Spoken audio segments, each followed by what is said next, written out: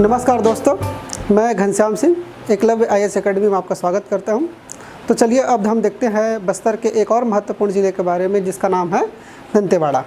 तो इसका नाम दंतेवाड़ा नहीं है, इसका ऑफिशियल जो नेम है वो दक्षिण बस्तर दंतेवाड़ा है, क्योंकि आपके 25 मई है ना 1998 को बस्तर ज़िले का विभाजन करके बस्तर ज़िले का विभाजन किया। तो विभाजन करके एक दंतेवाड़ा बना और दूसरा बना था कांकेर। तो अब जब 2003 में इसका नामकरण किए, क्योंकि भाई आपके ये दोनों ज़िले हैं, एक तो कांकेर और दूसरा है आपके दंतेवाड़ा, ये दोनों ज़िले जो है वो बस्तर ज़िले को तोड़ करके बनाए थे। तो इसी कारण से 2003 में इसका नामकरण किए, इसका नाम रखा गया दक्षिण बस्तर दंतेवाड़ा और इसका नाम रखा गया कांकेर का उत्तर बस्तर कांकेर, क्योंकि कांकेर बस्तर के उत्तर में है और दंतेवाड़ा जो है वो बस्तर के दक्षिण में स्थित है। तो इसका जो क्षेत्रफल है वो 3410.50 वर्ग किलोमीटर, मतलब 3410.50 वर्ग किलोमीटर जो है इस बस्तर का इस दंतेवाड़ा का पूरा जो है वो क्षेत्रफल है। और ये जो दंतेवाड़ा है ये पूरी तरह से लैंडलॉक्ड है। इसके चारों तरफ अगर हम देखते हैं तो एक बीजापुर से घिरा है, सुकमा, बस्तर, ये 3 ज़िले जो इसको चारों तरफ से घेर करके रखा है। तो सबसे बड़ा पार्ट तो देख रहे हैं, तो हम लोग बीजापुर को देख रहे हैं। जो बीजापुर जो है ज़िला जो है इस पूरी तरह से इस दंतेवाड़ा को पूरा घेर के रखा हुआ है। तो बीजापुर, सुकमा और बस्तर ये 3 ज़िलों से घिरा हुआ है आपका कौन सा, ये आपका दंतेवाड़ा। तो याद रखे रहना कि ये एक ऐसा ज़िला है, ये एक तरह से लैंडलॉक्ड है, मतलब ये कि इसकी जो सीमाएँ हैं वो किसी राज्य की सीमा को स्पर्श नहीं कर रही है यहाँ पर। तो इस ज़िले में आपके 5 तहसील और 4 विकासखंड बने हुए हैं। तो 5 तहसील कौन कौन सा, एक है गीदम, गीदम बहुत महत्वपूर्ण है और इसी गीदम में आपको देखने मिलेगा आपको बारसूर, ठीक है। एक है आपके दंतेवाड़ा, दंतेवाड़ा तो आपका फेमस है दंतेश्वरी माता के मंदिर के लिए, ठीक। उसके बाद है बड़े बचेली, तो बड़े बचेली आपके लौह अयस्क के लिए फेमस है, ठीक है। उसके बाद है आपका कुआंकोंडा, उसके बाद है कटे कल्याण, तो कटे कल्याण जो है वो टीन के लिए फेमस है। तो इस तरह से हम देखते हैं कि 5 तहसील है, बड़े बचेली, कुआंकोंडा, कटे कल्याण, दंतेवाड़ा और गीदम। और अगर हम विकासखंड की बात करते हैं तो इसमें 4 विकासखंड है, ठीक है। कितने विकासखंड है, 4 विकासखंड है। तो ये बड़े बचेली जो है वो विकासखंड के अंतर्गत नहीं आता है, ये सिर्फ और सिर्फ तहसील है। तो ये किसके अंतर्गत आएगा, आपके कुआंकोंडा के अंतर्गत ये शामिल किया गया है। तो चलिए देख लेते हैं यहाँ पर कौन कौन से जनजातियाँ जो है निवास करती है, क्योंकि ये जो दक्षिण बस्तर दंतेवाड़ा है वो धूर नक्सल इलाका है, ठीक है। और प्राचीन समय में तो हमको पता है कि यहाँ पर नरबलि प्रथा भी प्रचलित है दंतेश्वरी मंदिर में। तो इस कारण से देख लेते हैं कि कौन कौन से जनजातियाँ यहाँ पर निवास करती है। एक है आपका गोंड, मुरिया, माड़िया, ठीक है, भतरा। उसके बाद अगर हम बात करते हैं तो थोड़े बहुत आपके हलवा वगैरह भी निवास करते हैं, लेकिन मेन जो है यहाँ पर मुड़िया, माड़िया, भतरा, गोंड, यही जनजाति जो है इस क्षेत्र में निवास कर रही है। तो ये जो ज़िले हैं, इस ज़िले में कौन कौन से खनिज पदार्थ जो है पाए जाते हैं। तो एक मैंने बताया आपका लौह अयस्क, तो लौह अयस्क के लिए आपका बैलाडीला जो है बहुत ज़्यादा फेमस है। बैलाडीला के जो लौह अयस्क के खाने हैं वो आपका बहुत ज़्यादा फेमस है। तो ये आपके बड़े बचेली तहसील में पड़ता है। उसी प्रकार दूसरा देख लेते हैं, वो है आपका टीन। तो टीन जो मिलता है वो कहाँ मिलता है, वो आपके कटे कल्याण में मिलता है, ठीक है। कहाँ मिलता है, आपके कटे कल्याण में मिलता है। तो ये जो टीन है वो कैसेटेराइट अयस्क है, कैसेटेराइट अयस्क से इसको मिलता है। और लौह अयस्क जो है आपके लौह अयस्क कौन से प्रकार हैं यहाँ पर, हेमेटाइट, हेमेटाइट हमको यहाँ पर देखने को मिलेगा। तो ये ज़्यादा महत्वपूर्ण है। उसके बाद अगर हम बात करते हैं तो यहाँ पर आपके कौन कौन सी नदियाँ जो है वो होकर के बह रही है। तो एक नदी जो है यहाँ पर है आपके शंखनी और डंकनी।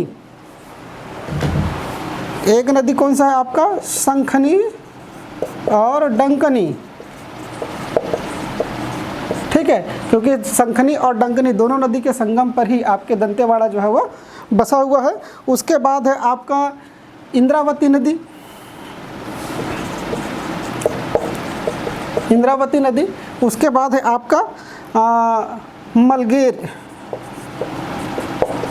ठीक है। तो इंद्रावती नदी जो है वो इस क्षेत्र में बहती है आपके, क्योंकि यहाँ पर आपके एक तो सप्तधारा जलप्रपात है, तो सप्तधारा जलप्रपात जो है इंद्रावती नदी पर है, बारसूर के पास में, ज़्यादा दूर नहीं है बारसूर से। तो इस प्रकार से यहाँ पर हमको देखने को मिलता है।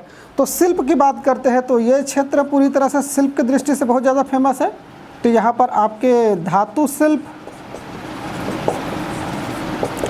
उसके बाद मृदा शिल्प, मिट्टी से बहुत सारे खिलौने, दैनिक जीवन उपयोग की सामग्री यहाँ पर बनाए जाते हैं, बांस शिल्प,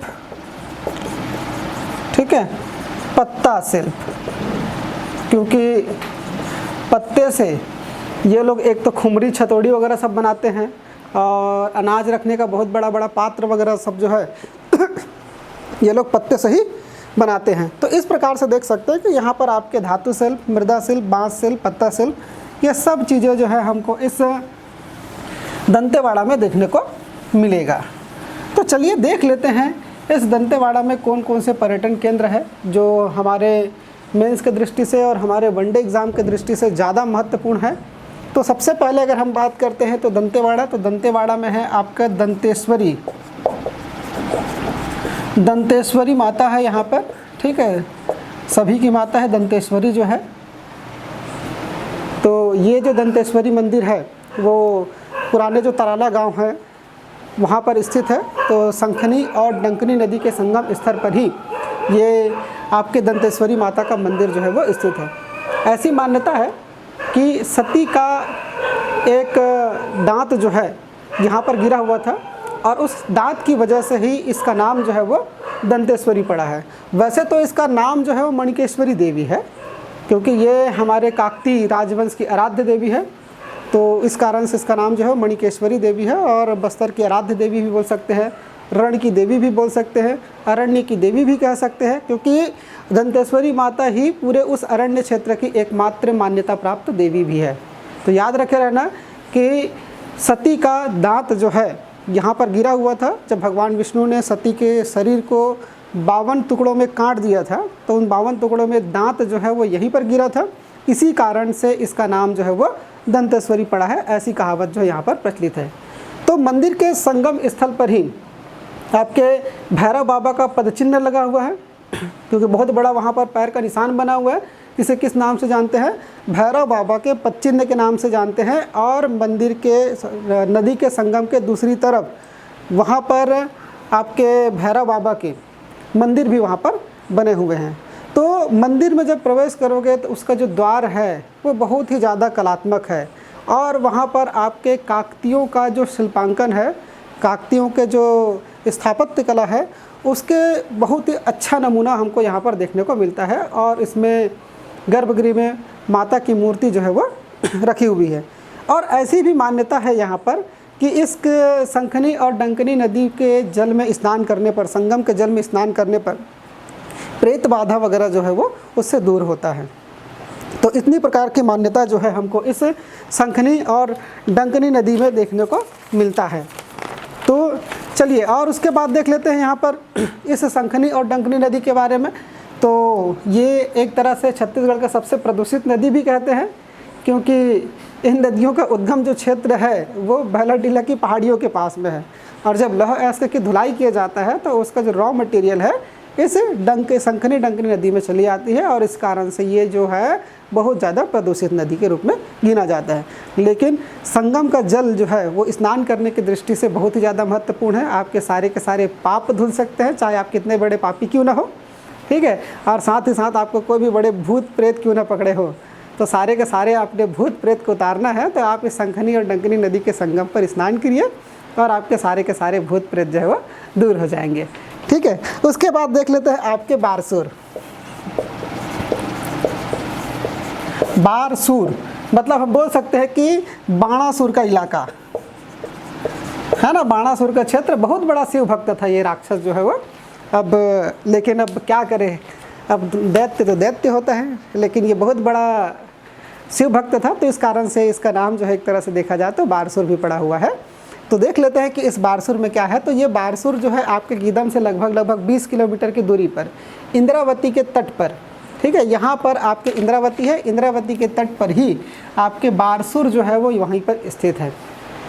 तो बारसूर की अगर हम बात करते हैं तो बारसूर जो है वो आपके छिंदक नागवंशियों की राजधानी रहा है। तो नाग स्थापत्य कला, छिंदक नाग स्थापत्य कला के बहुत अच्छे अच्छे उदाहरण जो है, एग्जाम्पल जो है हमको इस बारसूर में देखने को मिलते हैं। ऐसी मान्यता है यहाँ पर कि जब छिंदक नागवंशी यहाँ पर शासन कर रहे थे तो लगभग 147 तालाब यहाँ पर थे और उतने ही मंदिर यहाँ पर थे। लेकिन अभी वर्तमान में देखते हैं तो बहुत सारे तालाब नष्ट हो चुके हैं, बहुत सारे मंदिर जो नष्ट हो चुके हैं। बाह्य आक्रमणकारी आए और यहाँ के मंदिर है, तालाब वगैरह है, सबको नष्ट कर दिए। लेकिन फिर भी अगर हम बात करते हैं तो बहुत अच्छे अच्छे मंदिर जो है हमको यहाँ पर देखने को मिलता है। और उसमें सबसे प्रमुख जो मंदिर है वो है आपका बत्तीसा मंदिर। बत्तीसा मंदिर, ठीक है। तो बत्तीसा मंदिर इसीलिए कहते हैं क्योंकि ये जो मंदिर है, एक तो भाई मंदिर में हम क्या देखते हैं कि उसका जो मंच होता है वो लगभग 2 फीट 3 फीट 5 फीट ऐसा ऊंचा बनाया जाता है और पत्थरों से बनता है। उसके बाद उसमें मंडप होते हैं, अंतराल होते हैं और उसके बाद गर्भगृह होते हैं। तो इसका जो मंडप है वो 32 मंडपों से बना हुआ है, ठीक है। और 32 खंभे यहाँ पर है, इसी कारण से इस मंदिर को बत्तीसा मंदिर कहते हैं। क्योंकि 8 की पंक्ति में यहाँ पर 4 है, ठीक है। तो टोटल कितने होते हैं? 32 होते हैं। तो इस कारण से इसका नाम जो है बत्तीसा मंदिर रखा गया है। और इस मंदिर का निर्माण जो है वो नागवंशी राजाओं के द्वारा, छिंदक नागवंशी राजाओं के द्वारा किया गया है। तो इसका निर्माण जो है किसने किया है? राजमहिषी, ठीक है, गंगा महादेवी, गंगा महादेवी के द्वारा इस बत्तीसा मंदिर का निर्माण किया गया है अपने पति सोमेश्वर देव, है ना, सोमेश्वर देव के लिए, ठीक है। तो इसी कारण से इस मंदिर का नाम जो है वो सोमेश्वर देव रखा गया है। लेकिन अगर हम इस मंदिर की बात करते हैं तो पूरी तरह से पत्थरों से निर्मित है और इस मंदिर में 2 गर्भगृह है। बस्तर में ये ऐसा पहला मंदिर है जिसमें हमको 2 गर्भगृह देखने को मिलता है। वैसे तो हमको जोड़ा मंदिर मतलब 2 गर्भगृह वाले मंदिर हमको महाराष्ट्र में भी देखने को मिलता है, आंध्र प्रदेश में भी देखने को मिलता है। लेकिन हमारे छत्तीसगढ़ में एकमात्र ऐसा जगह है जहाँ पर आपको 2 गर्भगृह देखने को मिलेगा और दोनों गर्भगृह में शिवलिंग जो है वो स्थापित किया गया है। तो इस मंदिर का निर्माण किसने करवाया है? गंगा महादेवी ने करवाया है अपने पति सोमेश्वर देव के लिए। इस कारण से दोनों का नाम जो है, एक शिवलिंग है उसका नाम है वीर सोमेश्वरा, ठीक है, एक का नाम क्या है? वीर सोमेश्वरा और दूसरे जो गर्भगृह है उसका नाम है गंग महादेवेश्वरा। अपने नाम पर ही गंग महादेवेश्वरा, ठीक है। तो इस तरह से ये जोड़ा मंदिर का एग्जाम्पल हमको हमारे सिर्फ छत्तीसगढ़ के बारसूर में देखने को मिलता है। तो 1206 से 9 के बीच में इस मंदिर का निर्माण जो है वो करवाया गया है। तो बहुत ही सुंदर मंदिर है बस बारसूर का। उसके बाद हम देख लेते हैं दूसरा जो प्रमुख मंदिर है वो है आपके चंद्रादित्य मंदिर। चंद्रादित्य मंदिर जो है यहाँ पर है आपके चंद्रादित्य मंदिर 11वीं शताब्दी में, चंद्रादित्य मंदिर 11वीं सेंचुरी में नागवंशी राजाओं के द्वारा ही इस मंदिर का निर्माण किया गया है। तो नागवंशी राजाओं के द्वारा इस छिंदक नागवंशी शासक आपके धारावर्ष के महामंडलाधिपति, ठीक है, चंद्रादित्य के द्वारा ये मंदिर का निर्माण जो है वो एक तालाब के किनारे किया गया था। बहुत ही सुंदर है। इसमें अगर हम बात करते हैं तो मंडप बने हुए हैं, उसके बाद अंतराल है, गर्भगृह है, थोड़ी ऊंची जगती पर बना हुआ है। और दूसरी बात ये कि ये जो मंदिर है आपके चंद्रादित्य मंदिर, वो आपके भारतीय पुरातत्व विभाग की ओर से इसका संरक्षण कार्य कर रहा है। और ये बस्तर का खजुराहो के नाम से भी जानते हैं। एक तो हमको पता है हमको कि छत्तीसगढ़ का खजुराहो किसे कहते हैं, हमको भोरमदेव को कहते हैं। लेकिन बस्तर का खजुराहो अगर हम किसी को कहते हैं तो वो है आपके चंद्रादित्य मंदिर। पूर्वाभिमुख मंदिर है, शिव मंदिर है ये। इसके गर्भगृह में शिव मूर्ति जो है स्थापित किया हुआ है।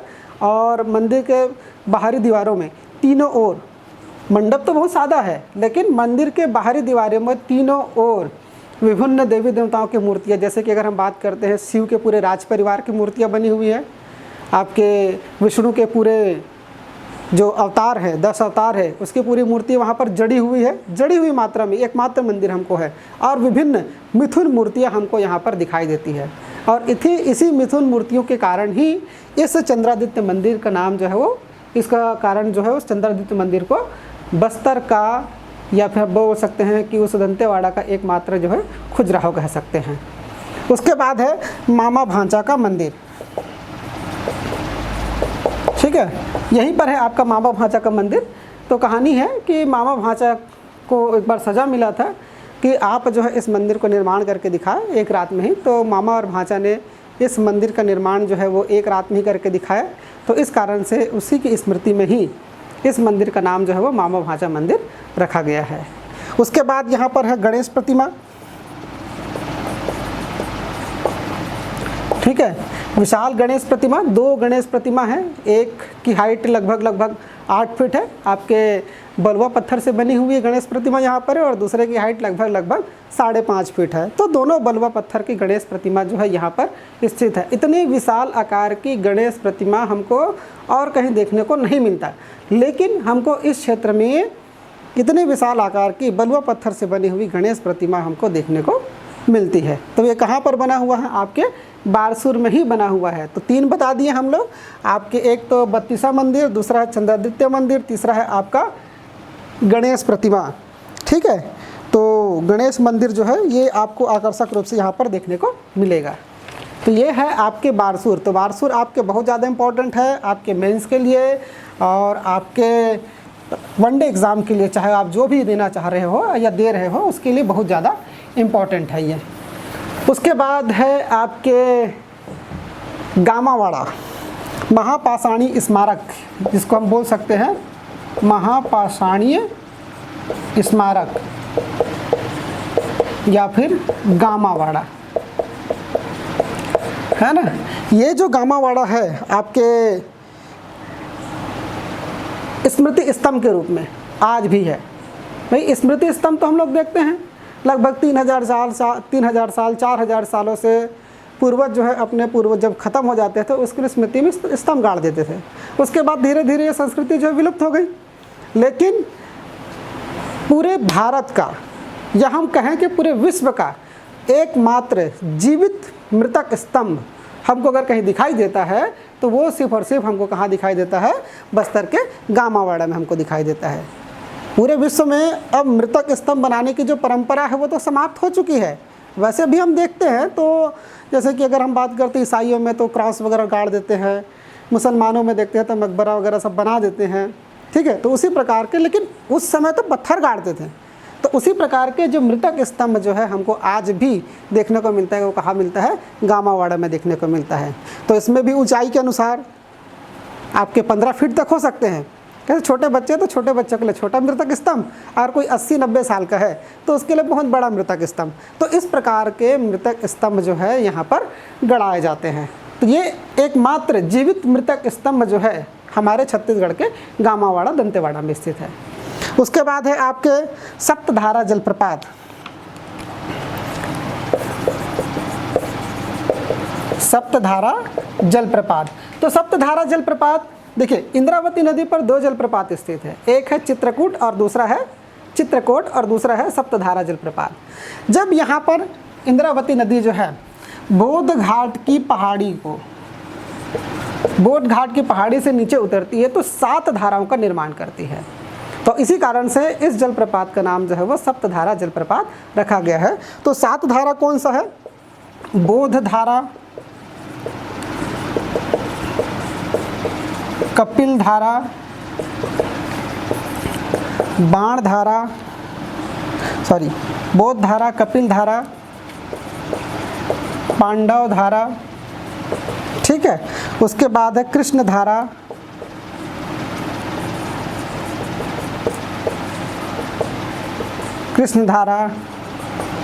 शिव धारा, बाण धारा, और लास्ट में है शिवार्चन धारा।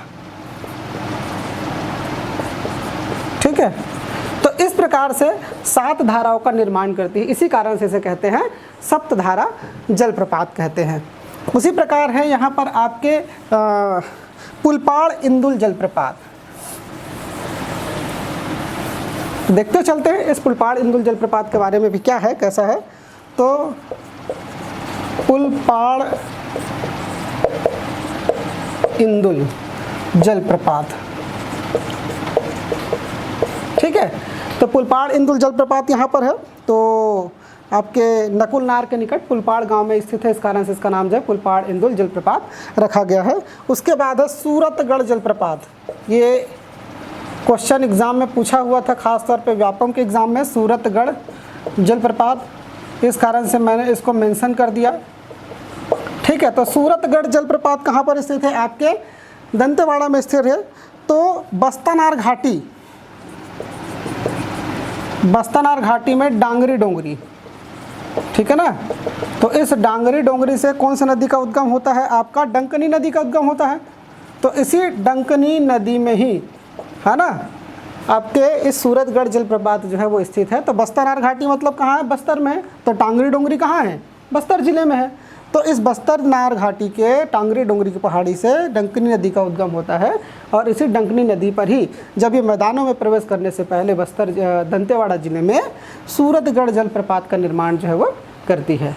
उसी प्रकार से अगर हम बात करते हैं तो समलूर,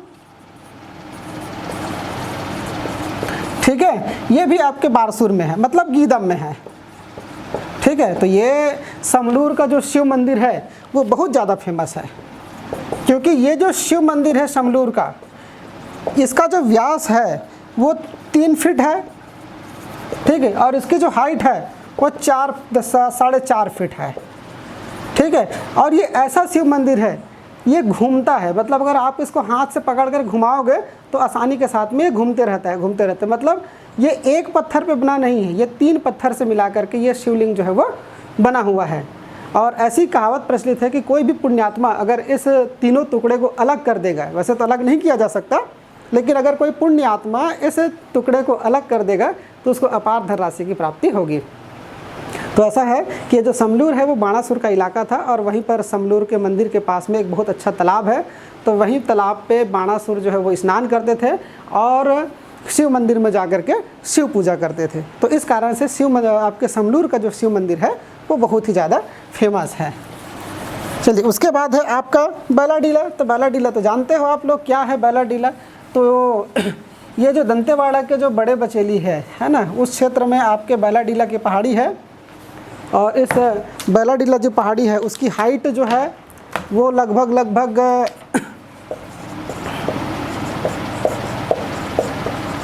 ठीक है 1210 मीटर हाइट का है। मतलब ये कि इस पहाड़ी की जो पर्वत चोटियाँ है एक तरह से बैल के जो डील है, जिसको हम लोग छत्तीसगढ़ी में डिल्लर बोल देते हैं, ठीक है, तो उस डिल्लर के समान दिखाई देता है, इसी कारण से इसे कहते हैं बैलाडीला कहते हैं।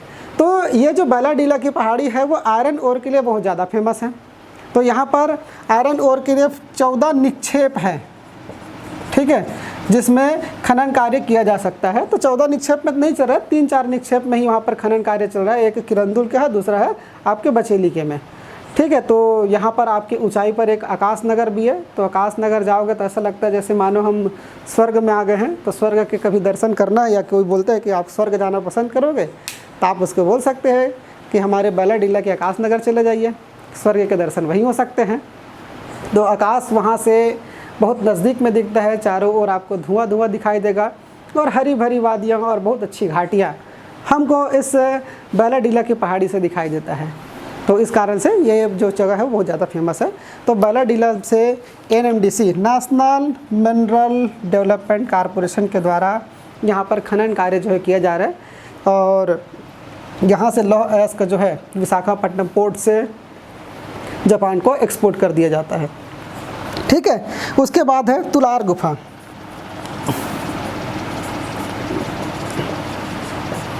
ठीक है, कौन सा गुफा है, तुलार गुफा जो है इस बस्तर दंतेवाड़ा क्षेत्र में स्थित है। तो यहाँ पर इस गुफा में शिव पार्वती की मूर्ति भी रखा हुआ है, ठीक है। तो उसके लिए फेमस है, तो याद रखे रहना तुलार गुफा जो है वो क्या है।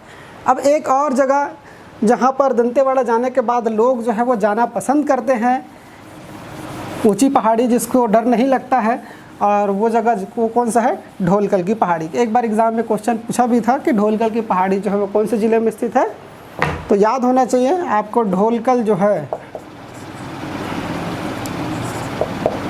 ढोलकल कहाँ पर है, आपके दंतेवाड़ा में है।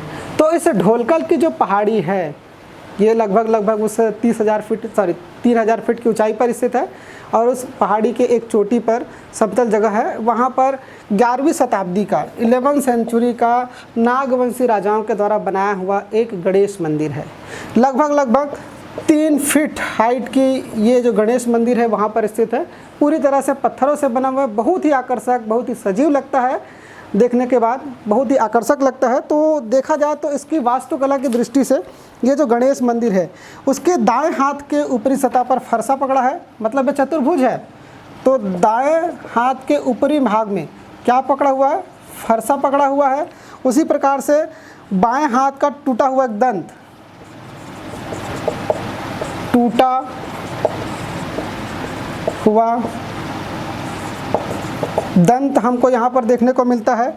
और उसी प्रकार से आपके एक हाथ में, दाएं हाथ में अभय मुद्रा, दाएं हाथ में अभय मुद्रा, ठीक है, और बाएं हाथ में मोदक। मोदक इसका फेवरेट है। जब कभी भी गणेश चतुर्थी आता है तो भगवान गणेश को मोदक ही लगाया जाता है और मुझे भी खाने में बहुत ज़्यादा पसंद है। तो इस प्रकार से गणेश जी की ये बहुत ही सुंदर और सजीव प्रतिमा 11वीं शताब्दी का नागवंशी शासक के द्वारा बनाया हुआ ये यहाँ पर रखा हुआ है। क्योंकि नागवंशी है, नागवंशी मतलब शिव को मानने वाले, और गणेश जी तो उसी के बेटे हैं, और गणेश जी तो विघ्नहर्ता है।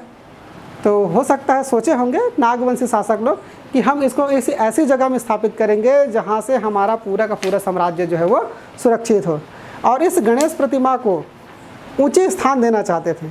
तो इसी कारण से दंतेवाड़ा के सबसे ऊंची जगह पे ढोलकल की पहाड़ी पर इस गणेश प्रतिमा की स्थापना किए हैं।